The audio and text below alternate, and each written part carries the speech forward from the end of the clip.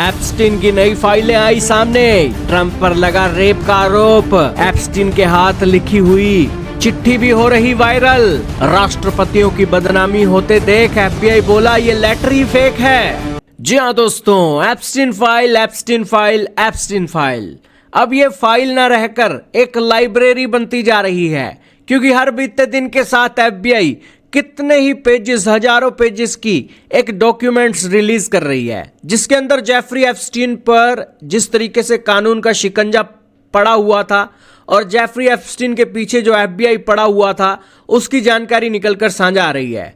लेकिन दोस्तों, नालायकियत तो देखिए FBI की कि सारे जांच उनके पास है, सारी चीजें उनके पास हैं, पता है कि ये सारे क्राइम कर रहे हैं और इसी के साथ ये लोगों को फैसिलिटेट करता था इन सारी चीजों के लिए, लेकिन फिर भी जो FBI है अपने लोगों को बचाने का काम कर रही है और बेसिकली बदनामी अमेरिका के साथ साथ FBI की पूरी दुनिया में हो रही है।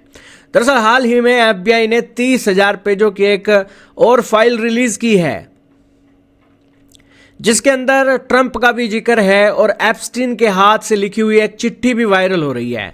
ये जो चिट्ठी है एक और सेक्स ऑफेंडर लैरी नसार को लिखी गई है और खास बात यह है कि जेफरी एप्स्टीन ने इसे अपने हाथों से लिखा गया है और इसी के साथ बताया गया है कि इस एक लेटर के अंदर वो राष्ट्रपतियों पर तंज कस रहे हैं कि राष्ट्रपति यहां पर खुद मजे लेते हैं इन चीजों का, लेकिन जब वो करते हैं तो उन्हें एक जो सिस्टम का हेल है उसके अंदर घुसा दिया जाता है। दरअसल इसके अंदर वो एक लेटर लिखते हैं और इसी के अंदर लैरी नसार, डियर लैरी नसार, जैसा कि तुम्हें अब तक पता लग ही गया होगा कि मैंने अपने घर जाने के लिए शॉर्ट रूट ले लिया है, यानी कि आत्महत्या करने का फैसला ले लिया है, ये लिखा हुआ है। और इसके ऊपर उन्होंने कहा है कि गुड लक, हम दोनों ने एक चीज शेयर की है, वो है प्यार। प्यार किसका? यंग गर्ल का, यंग लेडीज का। हम ये प्यार इसलिए करते थे ताकि वो फुल पोटेंशियल तक पहुंच सके, लेकिन हमारे जो प्रेसिडेंट हैं वो भी इस तरीके का प्यार यंग और आकर्षक लड़कियों के साथ करते थे और इसके साथ ये जो यंग ब्यूटी हैं ये एक उनके जो राष्ट्रपति हैं उनको स्नैच करके ग्रैब करने का काम करते थे, यानी कि जो भी कोई खूबसूरत और आकर्षक लड़की दिखती थी तो उसके प्रति ये इतना आकर्षक होते थे कि उसको खोसना चाहते थे। और आज वो राष्ट्रपति बन गए हैं और हमें इस हेल ऑफ द सिस्टम की मेस के अंदर एक घुसा दिया गया है। और उसी के नीचे उन्होंने लिखा है life is unfair, yours Jeffrey Epstein. अब ये दोस्तों लेटर लैरी नसार की जेल के अंदर भेजा जाना था, लेकिन लैरी नसार को किसी और जेल के अंदर डाल दिया गया और यही कारण है कि वो उस एड्रेस पर लैरी नसार नहीं था। तो जो पोस्ट ऑफिस के जो ऑफिशियल थे उन्होंने इस लेटर को वापस उसी सेल के अंदर भेज दिया और उसके बाद ये जो लेटर है FBI के रिकॉर्ड्स के अंदर पड़ा रहा। अब FBI आई है और उसने कहा है कि ये जो राइटिंग है जेफरी एप्स्टीन की नहीं है और इसी के साथ जो रिटर्न एड्रेस है वो उस जेल का नहीं है जहां पर एप्स्टीन को रखा गया था। और उन्होंने कहा कि ये एक फेक लेटर है और इसका मतलब ये नहीं है कि डिपार्टमेंट ऑफ जस्टिस ने इस डॉक्यूमेंट को रिलीज किया है, तो ये बिल्कुल सही हो सकता है। और इसी के साथ उन्होंने आश्वस्त किया कि डिपार्टमेंट ऑफ जस्टिस इसी तरीके के हर एक मटेरियल को एक रिलीज करेगा जो कि कानून के लिए जरूरी है। इसी के साथ एक और लेटर भी निकलकर सामने आया जिसके अंदर जेफरी एप्स्टीन एक जेल के अंदर चीजों को लिख रहा था, जब वो एक सुसाइड की चीजों को एक हैपन करने से पहले एक कागज के ऊपर लिख रहा था। उसके अंदर वो कहता है कि मुझे 1 घंटे तक एक लॉक्ड करके रखा शावर के अंदर और इसी के साथ नोएल ने उसे एक बर्न्ड फूड खिलाया और एक जायंट बग जो है उसके हाथों के ऊपर घूम रहा है और नीचे उसने लिखा है नो फन, कोई मजा नहीं आ रहा है। अब ये जो राइटिंग है और इस लेटर के ऊपर जो राइटिंग है दोस्तों ये बिल्कुल मैच नहीं खा रही है, क्योंकि इस एक राइटिंग के अंदर तो उसकी राइटिंग एक गड़बड़ सी दिखाई दे रही है, लेकिन यहाँ पर साफ साफ सी चीजें लिखी हुई हैं। और इसी बीच अमेरिकी न्याय विभाग ने जेफरी एप्स्टीन से जुड़े हजारों नए दस्तावेज जारी किए जिसमें राष्ट्रपति ट्रंप का भी बार बार जिक्र हो रहा है। आरोप तो रेप के भी लगा दिए गए हैं। ट्रंप को भी झूठा साबित कर दिया है कि ट्रंप साहब कह रहे थे कि वो एप्स्टीन के साथ उनके जहाज में नहीं उड़े, लेकिन कई सारी ऐसी बातें आ रही हैं कि जिसके अंदर बताया जा रहा है कि वो उनके जहाज में बहुत बार सफर कर चुके हैं। तो कहने का इतना ही मतलब है कि जो रियल ट्रूथ है वो सामने नहीं आने वाला है और FBI के डॉक्यूमेंटों के अंदर जो जेफरी एप्स्टीन है उसके उसके ऊपर आरोप सिद्ध नहीं हुए हैं, पहले ही वो जो एप्स्टीन है उसने सुसाइड कर लिया। और बेसिकली ये एप्स्टीन जिन महिलाओं का यूज़ करता था और वहाँ पर उनको पैसे भी देता था, डॉलर में पे भी करता था। और जिन महिलाओं ने आरोप लगाए हैं उन महिलाओं के साथ इसने एक सेटलमेंट भी की हुई थी, उनको पैसे देकर चुप भी कराया हुआ था। और अमेरिका के अंदर वैश्यावृत्ति भी दोस्तों आम है, नंगा नहाना और खुलकर खाना वहाँ पर आम है। और यही कारण है कि ये चीज़ें अमेरिका के सिस्टम के अंदर हो रही हैं और कोई यहाँ पर कोई बड़ी बात नहीं है। अमेरिका के अंदर ये चीज़ें आम हैं और इसी कारण से अमेरिका पूरी दुनिया में बदनाम है। और इसीलिए और बेसिकली ये कोई दूध का धुला हुआ नहीं है। एप्स्टीन ने अगर क्राइम किया है, वो क्राइम की पुष्टि करने के साथ साथ और नाम भी आ रहे हैं।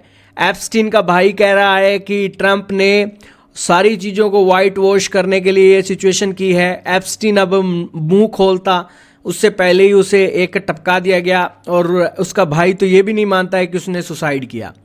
तो बेसिकली इस रियल ट्रूथ सामने नहीं आएगा। और एफबीआई के डॉक्यूमेंटों के अंदर जेफरी एप्स्टीन एक क्रिमिनल नहीं है, उसके ऊपर जांच चल रही थी और उसके ऊपर आरोप भी सिद्ध नहीं हुए थे।